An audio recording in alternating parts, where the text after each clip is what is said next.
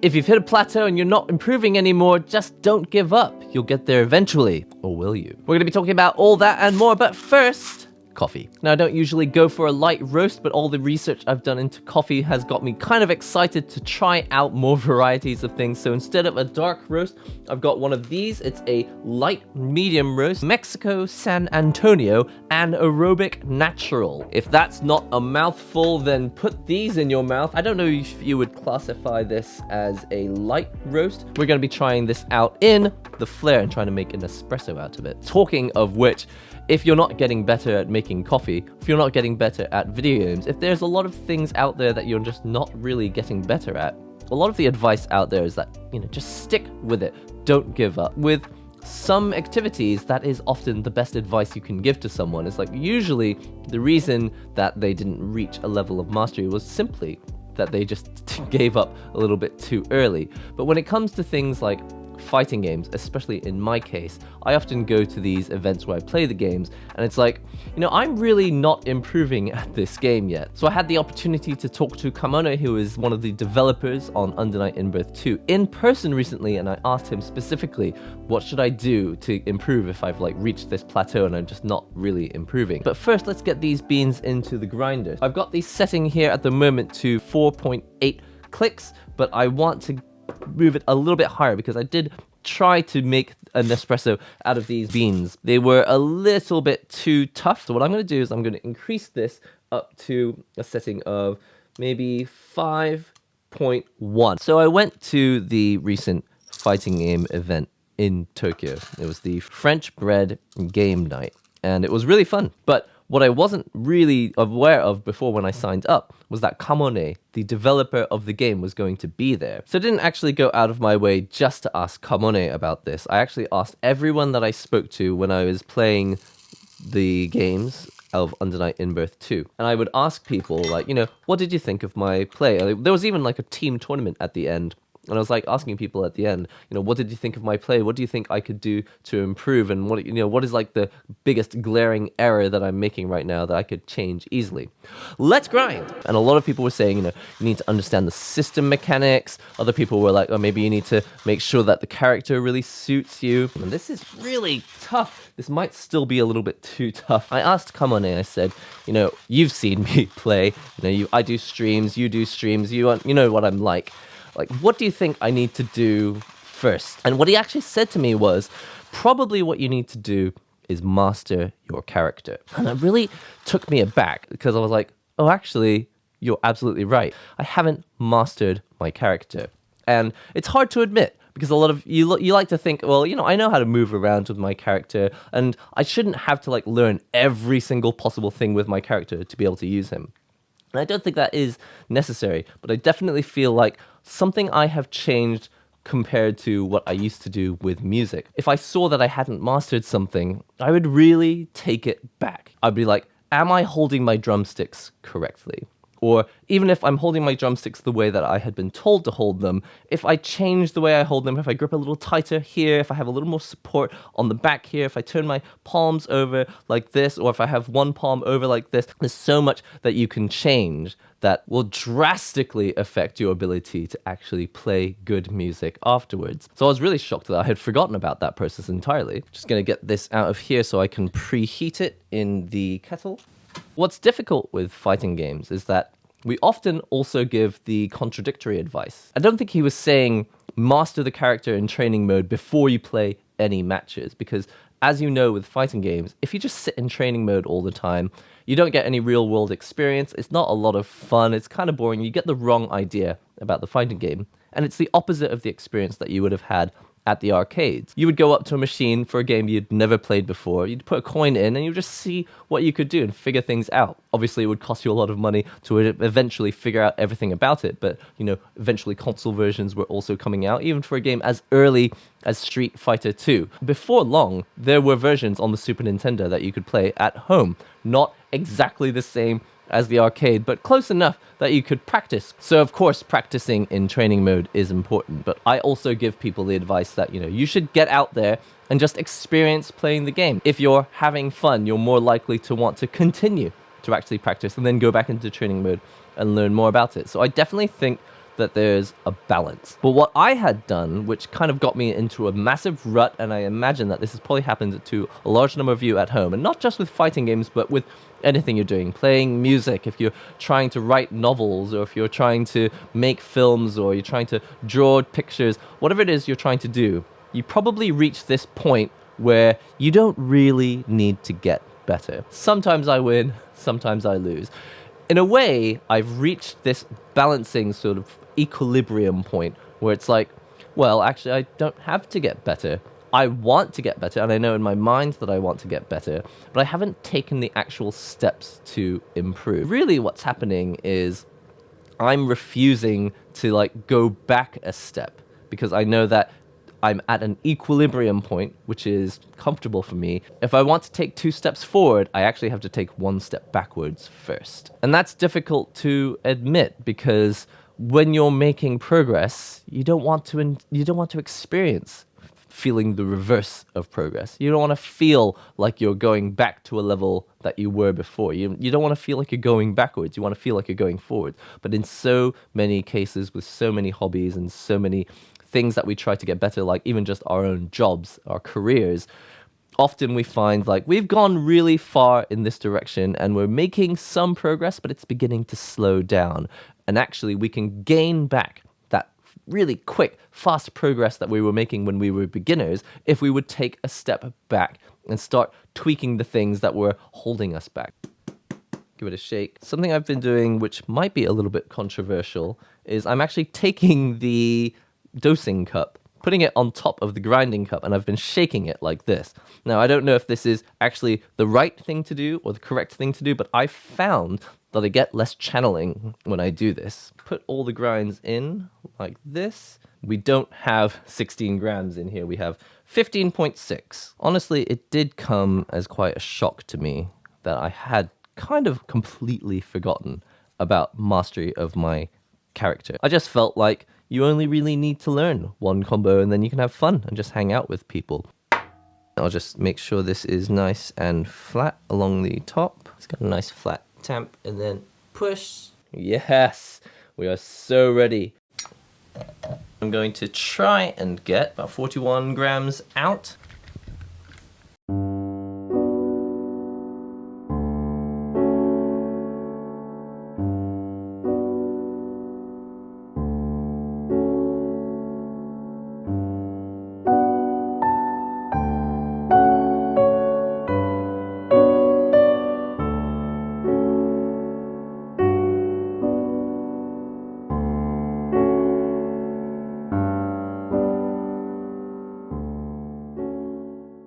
All right, Mexico, San Antonio, bottoms up. Oh, it's even more zesty than before. The thing about this Mexico, San Antonio is that when I had it as a drip coffee and when I've made it as an espresso, it had the same taste of, I don't know if you would call it sand. It reminds me of the flavor of like dirt, but not like soft soil, but like dirt as in like a sandy, like obviously the way that I've prepared it has probably not done it any favors, but it definitely has like a papery taste to it. But the way that I've prepared it this time, it has even more of a zest and a sort of citrus note to it. I don't know what the coffee is supposed to taste like, but I have had it as drip coffee. I've had it now as an espresso a second time, and I would say it's starting to feel pretty consistent. It's kind of unpleasant, but I kind of appreciate it. Anyway, getting back to the topic of mastering your character, what's actually interesting is that it coincides perfectly with the timing that I've been reading this book called So Good They Can't Ignore You. One of the big concepts that they put out there is that when they measured like chess players, a number of them chose to study really hard and then go into matches, and then another group was studied that went mostly through just playing a large number of matches. And the performance difference was insane. Like the group that actually studied matches, they ended up performing 5 times better than the group that had just a supremely larger amount of experience. And that's insane, because I'm not saying that in a fighting game, if you just only have experience, that you can't perform well. I'm sure there are a large number of fighting gamers out there who only go off experience and never hit the lab and never go into training mode. I think it can work. It just depends on the hobby, it depends on the game, it depends on what job you're doing. But with fighting games, definitely it struck a chord with me that I hadn't actually gone back and done the self-study. And it also annoyed me because when I have actually gone and done a little bit of study, it has really helped a lot. When I play the piano, when I actually learn a few scales, when I reduce my hand to just playing chords instead of jumping straight into playing both hands at the same time, when I go back and I learn a little bit of anatomy, then I come back to my drawing and I can't even stand the sight of old things that I've drawn, that I had drawn before I had studied anatomy. I'm like, oh man, there's so many mistakes in here. I can't even bear to look at my own work. It's that whole, I took one step back and I ended up taking 2 steps forward. You can reach a point of equilibrium where it's not required of you to actually take a step back, to take 2 steps forward. In a lot of things in our lives, they're not competitive. You can draw a picture and you can reach your level and just never really improve, and that's fine, because you just draw the stuff that you like to draw, and the people who like your comics like it. Maybe you're not turning it into a career. But once you try to turn it into a career, that's when you become competitive. You're competing with other people, and it's like, well, in this industry, do people value my individualism, my unique artistic style, or do people value quality? And especially in something like manga, with just comics in Japan, you can tell when someone hasn't really mastered their art. Even in the really popular comics, you can see that some of these artists haven't really mastered it, as in they haven't gone and done the things that make it more correct in terms of anatomy. But it doesn't have to be correct because it's art. But when you come into something like fighting games, it's like, to the same degree, you can play fighting games individually and just have as much fun as you want. Play it in single player mode. You can even go online and play matches, and if you don't win, it's fine, because you're not playing to win. But once you're getting into the competitive aspect and you're like, why am I not winning? Why am I not making any progress? And this is something that will massively affect your motivation to continue doing the activity, whether it's gaming or art or music or drawing, whatever it is. It massively affects your motivation if you're not making progress in a game which is not just single player. You can play it competitively, and the ability to play it competitively will also affect how much fun you have when you go to local events. If you're just never able to play with any other people except in the beginner zone because you never really got better, you're like, it's not that you're shut off from playing the stronger players, but like you're shut off from having like a dialogue with those stronger players. A lot of people talk about fighting games. It's not just you're playing games together, but without using any words at all, you can have a meaningful conversation. That's like one of the magical things about fighting games. My understanding about this character and your understanding about your character are different. We might even come from completely different countries. We might actually have played the game for disparate amounts of time. I might have started 1 week ago and you could have been playing for 10 years. But if I know something that you don't know, I might still have the advantage over you. And I could show you something that you didn't know. And then I can show you that I'm going to throw you 3 times in a row. And then you think you know what's going to happen next. And then I don't throw. And then you go, okay, now this is the sort of person who does that kind of thing. Like, we're having a conversation and a dialogue and getting to know each other without using any words at all. It's one of the magical things about fighting games, but in order to reach that point, like, you have to understand that it's no longer just like a single player game. The way I was playing it before, I had a limited vocabulary. It was restricting the amount of conversation and dialogue I could have with other players in the game. And it's the same thing with music. When you're playing in an ensemble, whether you're playing jazz or not, you don't have to be making up solos on the spot. Your interpretation of the music, are we going to all move into this melody together? Am I going to play louder? Am I going to play quieter? Are we all going to speed up at this part, which is quite exciting? Are we going to stay with the rhythm? Are we going to rely on the percussion section? What are we going to do together?